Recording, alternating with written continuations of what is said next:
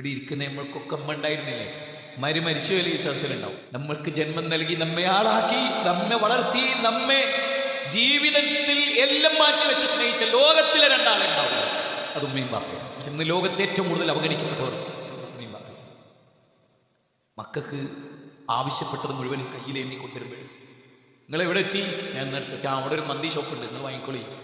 അപ്പുറത്തെ തറവാട്ടിൽ മുഖത്തോട് മുഖം നോക്കി ഉച്ചൻ്റെ ചോറങ്ങനെ തിന്നുന്നതായിരിക്കും അമ്മ ഇപ്പം ഉണ്ടാവും. അപ്പോഴും ഭാര്യയും മക്കളും ഡൈനിങ് ടേബിളിൽ ഉണ്ടാവും. എൻ്റെ അമ്മ അവിടെ ഇരിക്കും. മനസ്സിലായോ? സൂചന മാത്രമേ ഞാൻ പറയും.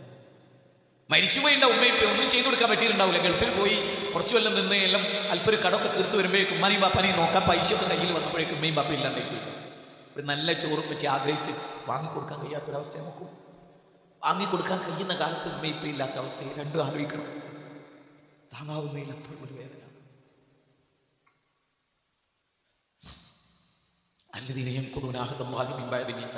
എന്താ വൈസൽ കർണി? ഉമ്മാനെ അത്ര സ്നേഹിക്കുകയും ഉമ്മാക്ക് വേണ്ടി ജീവിക്കുകയും ഉമ്മാന്റെ കൂടെ നിൽക്കുകയും ഉമ്മ രോഗിയായി എന്ന് കേട്ടപ്പോ എല്ലാം ത്യജിക്കുകയും. ഏറ്റവും വലിയ താബികളിൽ ഏറ്റവും പ്രഗത്ഭനായിരുന്നു അബ്ദുല്ലാഹ് ഇബ്നു മുബാറക്. ഉമ്മാന്റെ കൂടെ ഇങ്ങനെ ഇരുന്നു, ഉമ്മാന്റെ കാലിങ്ങനെ തറവിക്കൊടുക്കും. ഇക്കാക്ക വന്നിട്ട് ചോദിച്ചടാ, തഹജ്ജുദ് നിസ്കരിക്കുന്ന അമ്മയും നട്ടപ്പാതിരാക്കാൻ ഉമ്മാന്റെ കാല് വേദനിച്ചിട്ട്. ഏതാ കാല്? നമ്മളെ പിന്നാലെ ഓടി നടന്ന കാലാണത്. ജീവിതത്തിലൂടെ നീളം നമുക്ക് വേണ്ടി ഓടി ചിരിച്ച കാലം. വാർദ്ധക്യം വന്ന് ചുളിവ് ബാധിച്ച് വെലിഞ്ഞ് ഉണങ്ങി എണീറ്റ് നേരെ നിൽക്കാൻ ശേഷിയില്ലാതെ 4 മക്കൾ ഭാര്യയെടുത്താലും തൂങ്ങിപ്പോകുന്ന അവസ്ഥയിൽ അവന്റെ മോനെ എനിക്ക് ഇവിടുന്ന് വേദന നിൽക്കും. അള്ളാഹു ആണ്. 27 കൊല്ലം ഞാൻ എൻ്റെ അമ്മക്ക് ഇൻസുലിൻ ഇഞ്ചക്ഷൻ വെക്കുന്നത്. ഓരോ ഇഞ്ചക്ഷനിലും എനിക്ക് കരച്ചിൽ. ആ സ്കിന്നിലൂടെ സൂചി കയറാൻ എന്ന് പറയുമ്പോ പഠിച്ചവരെ ഈ വേദനിപ്പിക്കുന്നതിന് ശിക്ഷിക്കല്ലേ റബ്ബേ.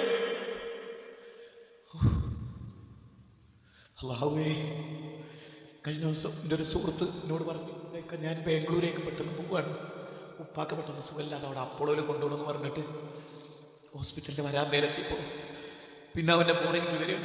ഹോസ്പിറ്റലിൽ എത്തുമ്പോഴേക്കും വാപ്പ മരിച്ചു. ആ മയ്യത്ത് നിസ്കരിക്കാൻ ഞാൻ നിൽക്കുമ്പോൾ ഞാൻ ഓർത്തൊരു പ്രധാന കാര്യം എൻ്റെ അമ്മനെ കുറിച്ച്. ഇന്നില്ലേ നാളെ നമ്മളൊക്കെ ഈ മയ്യത്തിൻ്റെ അടുത്ത് നിൽക്കും. അന്ന് ഓർമ്മകൾ തേട്ടിയെടുക്കുമ്പോൾ ഉമ്മാനോട് ചെയ്തതും ആയിരുന്നു റിട്ടേൺ ഉണ്ടാവുമോ? തിരിച്ച് പ്രാപിക്കാൻ കൂടി ചിലപ്പോൾ അവസരം ഉണ്ടാവുമോ? എത്ര പേർക്ക് അല്ലാഹു അതിന് അവസരം തരും? എത്ര പേർക്ക് അവസരം? മാപ്പാക്കണേന്ന് പറയാൻ, പൊറുക്കണേന്ന് പറയാൻ, മോനെ ഞാൻ പൊറുത്തു എന്ന് പറയാൻ. ഹദീസ് എത്രത്തോളം സഹിയാണെന്ന് എനിക്കറിയില്ല. വായിച്ച് ഇങ്ങനെ പോകുമ്പോൾ സഹാബിമാര് ഒരു സഹാബിയുടെ അടുത്ത് മരിക്കാൻ കിടക്കും. ഇന്ന് സാബിന്റെ അടുത്ത് ഷഹാദത്ത് കലിമ ചൊല്ലി കൊടുത്തിട്ട് എന്ത് ചെയ്തിട്ട് വായിക്ക് ഷഹാദത്ത് കലിമ ചെല്ലാൻ കഴിയില്ല. ലാ ഇലാഹ ഇല്ലല്ലാഹ് ഉറക്കം പറഞ്ഞു കൊടുത്തിട്ട് ചെല്ലാൻ പറ്റില്ല. ആ സഹാബി റസൂലിന്റെ അടുത്തേക്ക് അവർ ഓടിച്ചെന്ന്, നബിയെ ഈ മനുഷ്യന് ഷഹാദത്ത് കലിമ ചെല്ലാൻ പറ്റും. ഉടനെ നബി ചോദിക്കണം, ഉമ്മണ്ടോ? ഉമ്മണ്ട്. അല്ലേ, ഉമ്മനോട് ഇങ്ങോട്ട് വരാൻ പറ. ചോദിച്ചു, നിങ്ങൾക്ക് ഈ മോനോട് പൊരുത്തല്ലേ എന്ന് ഉമ്മാനോട്.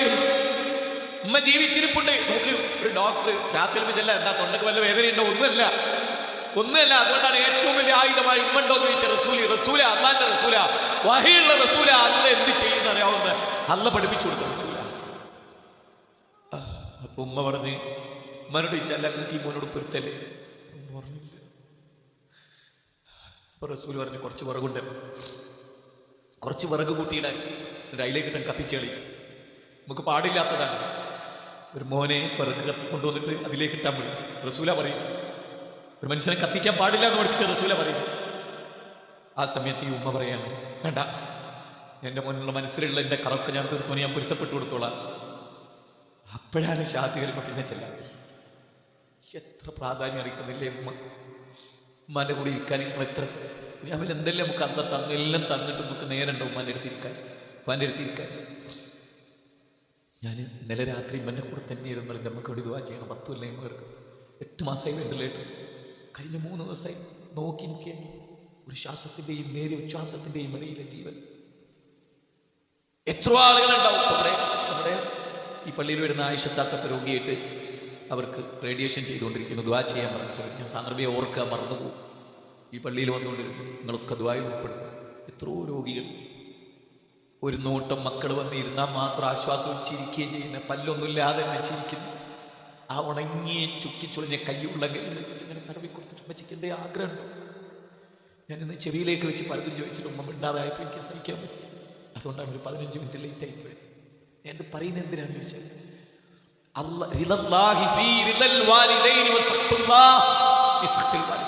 മാതാപിതാക്കളുടെ ഇഷ്ടത്തിലാണ് മക്കളെ നിങ്ങളുടെ അള്ളാന്റെ ഇഷ്ടം. മാതാപിതാക്കളുടെ കോപത്തിലാണ് മക്കളെ അള്ളാന്റെ കോപം. ജുറൈജിന് മാതാവിന്റെ ശാപമുണ്ടായി. പർണശാലയിലായിരുന്നു, ഭക്തനായിരുന്നു.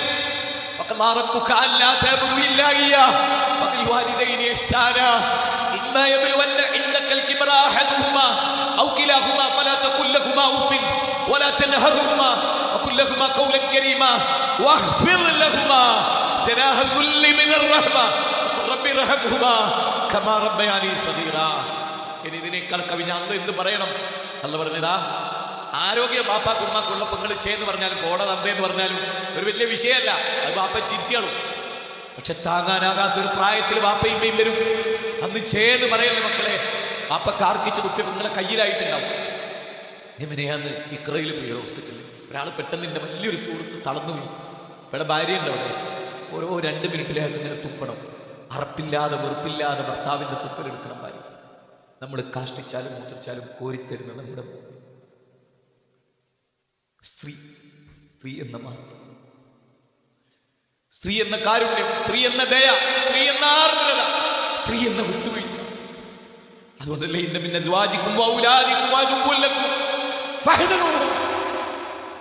ഭാര്യ നിങ്ങൾക്കൊരു പരീക്ഷണമാണ്. നിങ്ങളുടെ മക്കളും അവരെ എങ്ങനെ നിങ്ങൾ അവഗണിക്കും? 64-ാം അധ്യായത്തിലെ 14-15 വരെ നിങ്ങൾ വിട്ടുവീഴ്ച ചെയ്ത് കൊടുക്കും, നിങ്ങൾ പൊറുക്കും. നിങ്ങളെ മക്കളല്ലേ, നിങ്ങൾ പോറ്റിയവരല്ലേ. അവരില്ലാത്ത വീട് നിങ്ങൾക്ക് എങ്ങനെ സങ്കല്പിക്കാൻ കഴിയും? അവരുടെ സാന്നിധ്യം നിങ്ങൾക്ക് എങ്ങനെ പൊറുക്കും? നിസ്കാരത്തിൽ ദീർഘമായി പേരക്കുട്ടിക്ക് സുജൂദിൽ കിടന്നുകൊടുത്ത നബിയുടെ അനുയായികൾക്ക് എങ്ങനെ കഴിയും? ഖുത്ബ നടത്തിക്കൊണ്ടിരിക്കവേ തന്റെ മോളുടെ മക്കൾ ഏഞ്ഞു വന്നപ്പോ മിമ്പറിൽ നിറങ്ങി ആ മകനെ എടുത്ത് മാറോടി ചേർത്ത പിതാവിനെ, റസൂലിനെ നമുക്ക് എങ്ങനെ മറക്കാൻ കഴിയും? ആലോചിച്ചിട്ടുണ്ടോ? ഫുൾ സ്റ്റോപ്പ് വീഴുന്നത് എപ്പോഴാണെന്ന് ആലോചിച്ചിട്ടുണ്ടോ?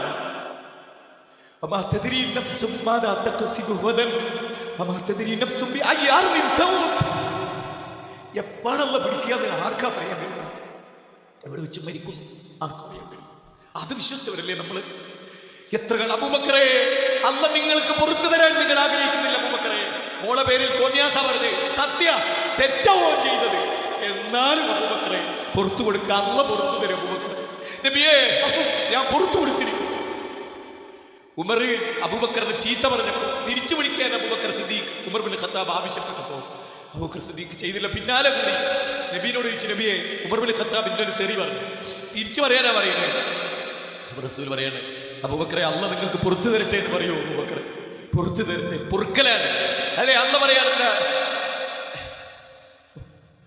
സൂറത്ത് ആൽ ഇംറാനിലെ 133 പറയുന്നു, വസാരിയു വന്നോളി സ്വർഗത്തിലേക്ക്. ആകാശഭൂമിന്റെ വിശാലത ഉണ്ടാ സ്വർഗത്തിൽ.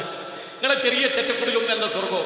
എന്നിട്ട് അല്ല പറയാ, അല്ലദീന യുൻഫിഖൂന ഫിസ്സറാഇ വല്ലറാഇ വൽഖാദിമീന അൽഗൈള വൽആഫീന അനിന്നാസ്. കോപം വരുമ്പോൾ ഒതുക്കി വെക്കുകയും ചിലപ്പോൾ നടിക്കണം എന്നൊക്കെ തോന്നും, ഒന്ന് കുത്തണമെന്ന് തോന്നും, മുഖം ഒതുക്കി വെക്കാൻ പറയുന്നു അല്ലാഹു. കോപം ഒതുക്കി വെക്കാൻ. എന്നിട്ട് പറയാണ് വിശാലമായി വിട്ടുവീഴ്ച ചെയ്തു കൊടുക്കി. എന്നിട്ട് അല്ലാഹു യുഹിബ്ബുൽ മുഹ്സിനീൻ. ആ വിട്ടുവീഴ്ച ചെയ്യുന്നവരാണ് മുഹ്സിനീകൾ. നമുക്ക് മുഹ്സിനാകണ്ടേ? നമുക്ക് അല്ലാഹുവിന്റെ പൊരുത്തം വേണ്ടേ? ഞാൻ ഈ കഴിഞ്ഞ 3-4 ആഴ്ച ഒരുപാട് കേസുകൾ അറ്റൻഡ് ചെയ്യുന്നത് എൻ്റെ മനസ്സിൽ കയറിയുണ്ടായിരുന്നു. എൻ്റെ അമ്മച്ചിനെ ഓർത്തിട്ടൊന്നല്ല കേട്ടോ ഇന്നത്തെ ഖുത്ബ. ഞാൻ ഇന്ന് പ്രിപ്പയർഡായി മനസ്സോട്ട് വന്ന ഖുത്ബിനെയും പറയും. എല്ലാം ഓർത്തിട്ട് ഒരുപാട് ആളുകളുടെ ജീവിതത്തിൽ ഇടപെടുമ്പോൾ സന്തോഷമല്ലേ ആളുകൾക്ക്? പൈസ ഉണ്ട്, പ്രതാപുണ്ട്, വണ്ടിയുണ്ട്, AC റൂമുണ്ട്. എന്നിട്ട് കിടന്ന് നീറി എൻ്റെ മനുഷ്യന്മാർ. ഭാര്യനെ ഓർത്ത്, മക്കളോർത്ത്, കുടുംബത്തോർത്ത് എല്ലാം അള്ള തന്നില്ല. നമുക്ക് ഹിദായത്ത് തന്നില്ല. ശിർക്ക് നമ്മളെ രക്ഷപ്പെടുത്തി. എന്നിട്ട് നമ്മുടെ മനസ്സിൽ ഈ കോപവും പകയും വിദ്വേഷവും എന്തിന്? കണ്ണടഞ്ഞ് മയ്യത്ത് കിടത്തിയാൽ കഴിഞ്ഞില്ലല്ലോ. അല്ല, കണ്ണടച്ച് കിടത്തി കഴിഞ്ഞില്ലേ? ഇന്ന് പണങ്ങി ഇന്നൊരു നാളെ മരിച്ചു ആ മയ്യത്തിനടുത്ത് നമ്മൾ നിൽക്കണ്ടേ? നമ്മൾ മുജാഹിദുകളാ, സെലഫികളാന്ന് പറഞ്ഞിട്ട് ഖൈറുന്നാസി ഖർനി സുമ്മല്ലദീന യലൂനഹും സുമ്മല്ലദീന യലൂനഹും. ഉത്തമമായ തലമുറ ജീവിച്ചിട്ട് ഇമാം റാസി വാപ്പ മരിച്ചിട്ട് എല്ലാവരും സ്വത്ത് ഓഹരി വെക്കുന്ന തിടുക്കത്തില്ല. അങ്ങനെ നമ്മളൊക്കെ. അപ്പൊ ഇമാം റാസി അവിടെ ഒരു ചുമരിലിങ്ങനെ ചാരി നെല്ലരി നോക്കി. ദുനിയാവിനോടുള്ള മുഹബത്ത്, വലിയ പണ്ഡിത കുടുംബ. അപ്പൊ ഇമാം റാസി പറഞ്ഞ്, ഇവിടെ ഒരു സ്വത്ത് ചെറുത്, ആർക്കും വേണ്ടാത്തൊരു സ്വത്ത്, എനിക്കത് മതി, മൂല്യമുള്ളതൊക്കെ നിങ്ങൾ എടുത്തു. അപ്പൊ അവർ ചോദിച്ചു ഇമാം റാസിനോട്, അതേതാ? ഉപ്പ മരിച്ചപ്പോൾ വിധവയായി പോയ നമ്മളെയൊക്കെ പെറ്റ് നൊന്ത് പ്രസവിച്ച് നമ്മളെ വെച്ച് ഇനി അവഗണിക്കപ്പെടും. ഇതുവരെ വാപ്പാന്റെ തണലായിരുന്നു, എനിക്ക് ഇമ്മച്ചിന് തന്നാണ്, ബാക്കിയൊക്കെ നിങ്ങൾ കൊണ്ടു. സൗദി അറേബ്യയിലുള്ള പലരും ഇവിടെയുണ്ട്. അൽ കസീം പ്രവിശ്യയിൽ 2 ആൺകുട്ടികൾ ഒരു ഉമ്മാനെ നോക്കിയ കഥ. അവിടുത്തെ കോർട്ടിലൊരു കേസ് വന്നു. കേസ് എന്താണെന്നറിയോ? ഇക്കാക്ക ഉമ്മനെ തരുന്നില്ല, എനിക്ക് നോക്കാൻ തരുന്നില്ല, ഇക്കാക്ക മാത്രം നോക്കണം. 40 കൊല്ലം ഇക്കാക്ക നോക്കണം വെച്ച് എനിക്ക് തരുന്നില്ല. ഒരു അനുജൻ കേസ് കൊടുത്താൽ കോടതിയിൽ നോക്കണം. ലോകത്ത് സ്വത്തിന് കേസ് കൊടുക്കല്ലോ, ഉമ്മാനെ നോക്കാൻ തരുന്നില്ല എന്നിട്ട് കേസ്. അങ്ങനെ കോടതി ചോദിച്ച് 2 ആളോട്, 40 കൊല്ലം നോക്കിയില്ലേ? അനുജൻ കൊണ്ടുപോയിക്കോട്ടെ. ഇല്ല, ഞാൻ തന്നെ അല്ലേ 40 കൊല്ലം, ഇനി ഞാൻ നോക്കിക്കോളാം. ഇക്കാക്ക വാശി പിടിക്കുക. അപ്പോൾ ചോദിച്ചു, ഉമ്മ ഉണ്ടോ? അമ്മാനെ കൊണ്ടുവരുമെന്ന് ചോദിച്ചു. അമ്മാനെ കൊണ്ടുവന്ന് വരും. ഒരു 20 കിലോ 100 വയസ്സ് കയ്യിൽ ഇങ്ങനെ എടുത്തുകൊണ്ട് വന്നു. അമ്മാനെ കൊണ്ടുവന്നപ്പോൾ ജഡ്ജി ചോദിക്കുകയാണ്, അല്ല 2 മക്കൾ ആൺകുട്ടികൾ പോലെ കൂടെ ആരെ കൂടെ ഞങ്ങൾ പോകുന്നത്? ഒരു ഉമ്മാനോടാണ് ചോദിക്കുന്നത്, നിങ്ങൾ ആരെ കൂടെയാണ് പോകുന്നത്? ആ 100 വയസ്സുള്ള 10-20 കിലോ തൂക്കുള്ള ശരീരത്തിലെ ഇറച്ചിയൊക്കെ പിന്നിപ്പോയെ ചുളിഞ്ഞ് ഇനി അള്ളാഹുവിലേക്ക് യാത്ര പോകാൻ കാത്തുന്ന ഉമ്മ ചോദിക്കുകയാണ് ജഡ്ജിനോട്, എൻ്റെ ഈ 2 കണ്ണില്ലേ, വലത്തേ കണ്ണ് ഇടത്തേ കണ്ണു, അതെൻ്റെ 2 മക്കൾ, ഈ കണ്ണിലേതാ? ജഡ്ജിനോട്, ഇനി ഈ 2 കണ്ണിലേതാ പ്രധാനം? അത്രയും എനിക്ക് പ്രധാനം അവർ 2 പേരും. അതാ അള്ളാഹുവിനെ മുൻനിർത്തി കുടുംബാണത്. അവസാനം ജഡ്ജി പറഞ്ഞ്, കാക്കാൻ ഏതായാലും 40 കൊല്ലം നോക്കിയില്ലേ, അനുജം കൊണ്ടുപോയിക്കോട്ടെ എന്ന്. അപ്പം അയാൾ കോടതിയിലിരുന്ന് കരഞ്ഞപ്പോൾ ജഡ്ജി ചോദിച്ചു, എന്തിനാ കരയുന്നത്? എൻ്റെ സ്വർഗത്തിൻ്റെ വാതിൽ അങ്ങനെ പൊട്ടിയടച്ച്, എൻ്റെ ഉമ്മ ജീവിച്ചിരിക്കുമ്പോൾ ഉമ്മനെ നോക്കുമ്പോൾ സ്വർഗത്തിൻ്റെ വാതിൽ തുറന്നു വെക്കപ്പെട്ടിരിക്കുന്നു, അത് അടഞ്ഞുപോയി. അബ്ദുല്ലാഹി മുബാറക് ഉമ്മാൻ്റെ കൂടെ ഇരുന്ന് ഞാൻ സൂചിപ്പിച്ചു, ബാക്കിയോടെയും പറയാം, 2 കൂടെ ചേർത്ത് പറയാം. അപ്പോൾ അബ്ദുല്ലാഹി മുബാറക് കാക്കാനോട് പറയണം, ഉമ്മാൻ്റെ കാല് തടവുന്നതിന് അത്രയൊന്നും കൂലി തഹജ്ജുദിനില്ല, അത്രയും പ്രാധാന്യം. ഈ ഉമ്മ മരിച്ചിട്ട് അബ്ദുല്ലാഹി മുബാറക് കുറേ ദിവസം കരഞ്ഞു. എത്രയോ ദിവസം ആളുകൾ ചോദിച്ചു, നിങ്ങൾ വലിയൊരു പണ്ഡിതനല്ലേ, നിങ്ങളിങ്ങനെ കരയാൻ പാടുണ്ടോ? ജാഹിലിയ കരച്ചിലല്ലേ ഇത്? അപ്പം അദ്ദേഹം പറയണം, ഉമ്മ മരിച്ചു എന്നുള്ളതുകൊണ്ട് മാത്രമല്ല, ഉമ്മ ജീവിച്ചിരുന്നപ്പോൾ സ്വർഗത്തിൻ്റെ കവാടം തുറന്നു കിടന്നിരുന്നു, മച്ചി മരിച്ചപ്പോൾ സ്വർഗത്തിൻ്റെ കവാടം അടഞ്ഞുപോയി. അത് ഓർത്തിട്ട് സ്വർഗത്തിൻ്റെ കവാടമാണ് ഉമ്മ, സ്വർഗത്തിൻ്റെ കവാടമാണ്. ഞാനൊക്കെ എപ്പോഴും ഓർക്കണം, 37 കൊല്ലം ഗൾഫിൽ അറബിക്ക് കാറ് കൈ കൊടുത്ത മനുഷ്യൻ എൻ്റെ വാപ്പ. PW എഞ്ചിനീയർ ആയിരുന്നു. സത്യസന്ധമായി ജീവിച്ചിട്ട് കക്കേണ്ടാവുന്ന ജോലി രാജിവെച്ച മനുഷ്യനുണ്ട്. 37 കൊല്ലം സ്നേഹം മാത്രം വിളമ്പി പ്രവാസ ലോകത്ത് ജീവിച്ച് ജീവിതം മുഴുവനും കുടുംബത്തിന് വേണ്ടി ജീവിച്ച് ഭാര്യമാരെ നന്ദികൾ പറയും, ഉറപ്പാണ്. അള്ള പറഞ്ഞിട്ടുണ്ട്, റസൂൽ പറഞ്ഞിട്ടുണ്ട്. പക്ഷെ അത് സഹിക്കേണ്ടത് നമ്മളാണ്, പൊറുക്കേണ്ടത് നമ്മൾ. കാരണം ഭാര്യനോടും മക്കളോടും കുടുംബത്തോടും മാതാപിതാക്കളോടും നല്ലോണം പെരുമാറിയവർക്ക് ആ സ്വർഗത്തിന്റെ 8 വാതിലുകളിൽ നിന്ന് അവിടെ നിന്നിട്ട് പറയുന്നത് പറയും, ക്ഷമിച്ചിട്ടാ. നല്ല ക്ഷമയായിരുന്നു, എത്രയോങ്ങളെ ക്ഷമ കെടുത്തിയിരുന്നു ഭാര്യയും മക്കളും ഒക്കെ. പക്ഷെ നിങ്ങൾ നല്ല ക്ഷമയുള്ള മനുഷ്യനായിരുന്നു, സ്വർഗത്ത് പോയിക്കോളി. നമുക്ക് അതിനേക്കാൾ വലുതെന്താവുണ്ട്? അതുകൊണ്ട് സ്വബർ പഠിക്കുക. നമ്മൾ കരാട്ടയും കളരിയും ഒക്കെ പഠിക്കുന്ന പോലെ, ആ MBBS ഒക്കെ പഠിക്കുന്ന പോലെ ക്ഷമ പഠിക്കുക. സ്വർഗത്തിൽ അള്ളാഹു തൗഫീക്ക് ചെയ്യുമാറാകട്ടെ. കൂടുതലൊന്നും ഞാൻ ഇതൊന്നും മനസ്സിലായിട്ടില്ലെങ്കിൽ ഞാൻ എന്തിനു കൂടുതൽ പറയണം? അള്ളാഹു തൗഫീക്ക് ചെയ്യട്ടെ, അള്ളാഹു പുറത്തു തരട്ടെ, അള്ളാഹു നമുക്ക് ഖൈർ നൽകട്ടെ.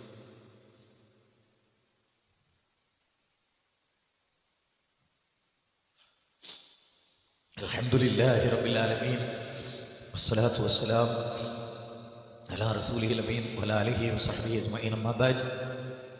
ഇത്തഖുല്ലാഹ ഇബാദല്ലാഹ് ഉസീകും വഇയ്യായ സാനിയൻ ബിതഖ്വല്ലാഹ്. യാ അയ്യുഹല്ലദീന ആമനു ഇത്തഖുല്ലാഹ ഹഖ്ക തുഖാതിഹി വലാ തമൂതുന്ന ഇല്ലാ വഅൻതും മുസ്ലിമൂൻ. ഒരിക്കൽ കൂടി അല്ലാഹുവിനെ സൂക്ഷിക്കണം, ഓർമ്മപ്പെടുത്തുക.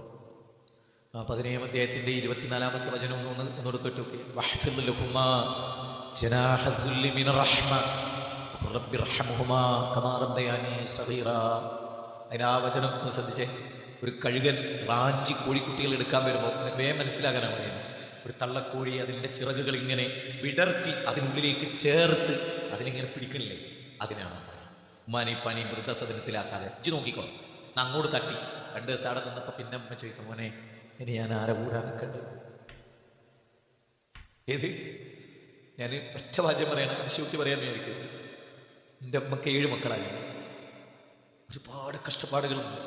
ഞാൻ പറഞ്ഞു, എൻ്റെ തൊട്ടപ്പുറത്തെ കദീസ്ത പറയും, മോനെ ഒരു വാക്കും പോലും ചെറുപ്പത്തിൽ ഉമ്മച്ചിന് നോക്കിക്കരുത്. എന്താ പറയുക, നിങ്ങളുടെ ഉമ്മക്ക് ഒരു പ്രത്യേകതയുണ്ട്. ഉമ്മാക്ക് ടോയ്ലറ്റ് പോകണമെങ്കിൽ പോലും അയൽവാസികളുടെ കയ്യിൽ നിങ്ങളെ കൊണ്ടുത്തരൂലേ, നിങ്ങൾ എടുത്തിട്ട് നിങ്ങളെ വെച്ച് ടോയ്ലറ്റ് പോവുകയായിരുന്നു. പഴയ തലമുറ. പുതിയതൊക്കെ എന്ത് എന്നുള്ളത് നമ്മൾ വേറെ പരിശോധിക്കണം. കാരുണ്യത്തിൻ്റെ ചിറക്. നമ്മളൊരു വാക്ക്, ഒരു നല്ല വാക്ക് പോട്ടെ, സാരമില്ല. മക്കളോട്, ഭാര്യനോട്, ഉറ്റവരോട്, ഉടയവരോട് സ്നേഹം, കോപത്തെ അടക്കി വെക്കും. കുടുംബജീവിതം പൊട്ടിപ്പോകുന്ന കോപം കൊണ്ടാണ്. എനിക്ക് നിങ്ങൾക്കും അല്ലാത്ത വേണ്ടി കോപിക്കുക. മനുഷ്യരോട് ഏറ്റവും പൊറുക്കുക, എല്ലാം പറഞ്ഞു കൊടുക്കുക. ബാക്കി അള്ളാഹുവിലേക്ക്